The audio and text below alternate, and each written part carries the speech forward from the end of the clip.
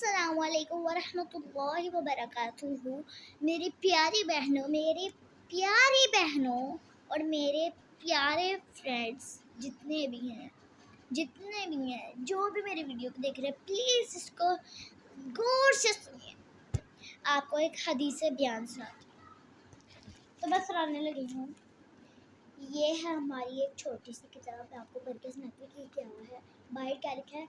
चिड़िया और अंधा सांप। मैं करती हूँ शुरू।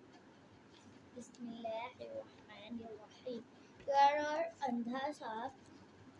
डाकुओं का एक गरवा डकैती के लिए ऐसे मकाम पर पहुंचा जहाँ खजूर के 3 दरख्त थे। एक दरख्त इनमें खुश्क यानी बगैर खजूरों के था। डाकुओं के सरदार का बयान है, मैंने देखा कि एक चिड़िया फलदार दरख्त से उड़कर खुश्क दरख्त पर जा बैठी थी और थोड़ी देर बाद उड़कर फलदार दरख्त पर आती है यानी कि एक चिड़िया थी, यानी कि एक डाकू थे। डाकू ने एक गरवा डकैती के लिए ऐसे मुकाम पर पहुंचे थे जिधर खजूर के 3 दरख्त थे। उन 3 दरख्त में एक दरख्त उनमें खुश्क यानी बगैर खजूरों के था, खुश्क भी था और बगैर खजूरों के भी था। डाकुओं के सरदार का बयान था। सरदार जो डाकुओं के थे यानी मालिक होता है, उसका ये बयान था, मैंने देखा कि एक चिड़िया फलदार दरख्त से उड़कर खुश्कदार दरख्त पर जा बैठी थी और थोड़ी देर बाद उड़कर फलदार दरख्त पर आती है, फिर वहां से उड़कर दोबारा उसी खुश्क दरख्त पर आ जाती है। इसी तरह इसने क्या किया, बहुत सारे चक्कर लगाए, ऐसे लगाती रही। ताज्जुब के मारे खुश्क दरख्त पर चढ़ा तो क्या देखता हूँ कि वहाँ एक अंधा, मतलब कि अंधा कोई इंसान था, तो ऐसे सांप भी अंधा ही था, मुंह खोले बैठा, यानी कि मुंह खोल कर बैठ गया और चिड़िया इसके मुंह में खजूर रख जाती है। ये देखकर मैं रो पड़ा और अल्लाह ताला की बारगाह में अर्ज गुजार हुआ, या इलाही, एक तरफ ये सांप है जिसको मारने का हुक्म तेरे नबी मोहतरम सल्लल्लाहु अलैहि वसल्लम ने दिया है, मगर जब तूने इसकी आंखें ले ली तो उसके गुजारे के लिए एक चिड़िया मुकर्रर फरमा दी। दूसरी तरफ में तेरा मुसलमान बंदा होने के बावजूद मुसाफिरों को डरा धमका कर लेता हूँ।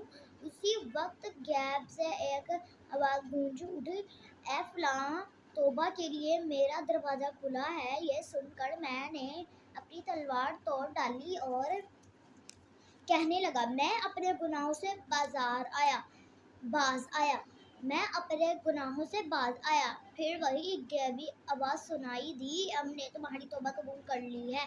जब अपने रुफाका के पास आकर मैंने माजरा कहा तो वो कहने लगे, हम भी अपने प्यारे अल्लाह अज़्ज़वजल से सुलह करते हैं। चुनांचे उन्होंने भी सच्चे दिल से तौबा की और साढ़े हज के इरादे से मक्का मुकर्रमा की जानिब चल पड़े। 3 दिन सफ़र करते हुए एक गांव में पहुंचे तो वहां एक नाबीना बुढ़िया देखी जो मेरा सरदार का नाम ले कर पूछने लगी कि क्या इस काफिले में वो भी है। मैंने आगे बढ़ कर कहा, जी हाँ, वो मैं ही हूँ, क्यों, कहो क्या बात है। बुढ़िया उठी और घर के अंदर से कपड़े निकाल लाई और कहने लगी, चंद रोज हुए मेरा नेक फराजंद इंतकाल कर गया है।